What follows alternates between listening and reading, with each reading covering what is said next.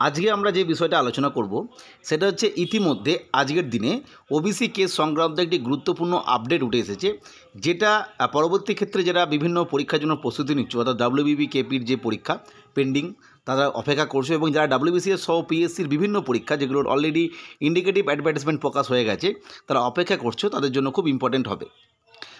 আমরা আজকে আলোচনা করব যে ওবিসি কেস, যেটা আমরা ইতিমধ্যে জানতে পেরেছিলাম ফেব্রুয়ারি মাস নাগাদ, যেহেতু রাজ্য সরকারের তরফ থেকে যে সার্ভের প্রক্রিয়ার কথা বলা হয়েছিল, যেটা আমরা পূর্বেই জানি, এবং সেই অনুযায়ী এই কেসটা মিটতে আরও 4 মাসের মতো সময় লাগবে বলে মনে করা হচ্ছিল। কিন্তু আজকের ডেটে অর্থাৎ 17/4/2025 যে গুরুত্বপূর্ণ বিষয়টা উঠে এসেছে সেটা হচ্ছে এসএসসি কেস আপডেটের উপরে।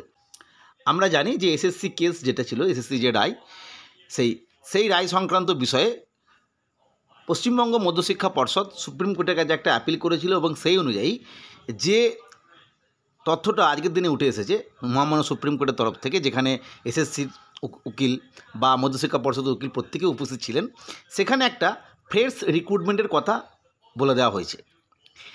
এবং এই ফ্রেশ রিক্রুটমেন্টের কথা বলতে গিয়ে যে তথ্যটা উঠে এসেছে যে 31 মের মধ্যে স্কুল সার্ভিস কমিশনের তরফ থেকে টিচার অ্যাসিস্ট্যান্ট টিচার নিয়োগের ক্ষেত্রে একটা ফ্রেশ রিক্রুটমেন্ট বা অ্যাডভার্টাইজমেন্ট দিতে হবে।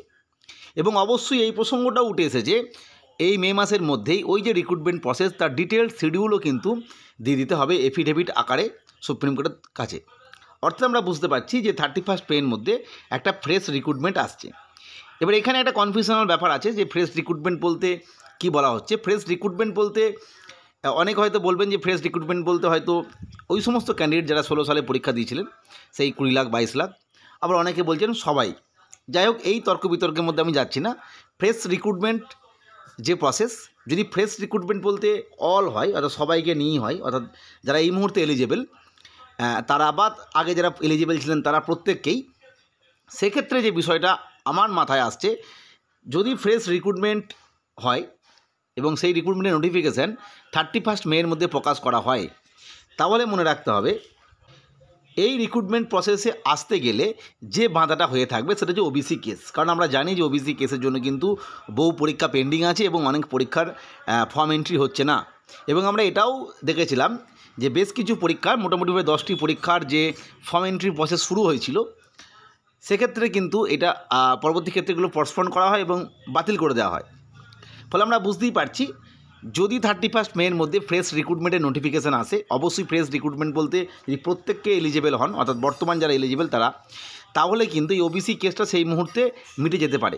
কারণ ওবিসি কেসটা না মিটলে কিন্তু কোনোভাবেই ফ্রেশ রিক্রুটমেন্ট আসবে না, এটা আমরা বুঝতেই পারছি। ফলে যদি ফ্রেশ রিক্রুটমেন্ট আসে 31 মের মধ্যে, তাহলে তখন অবশ্যই ওবিসি কেসটা মিটে যাবে।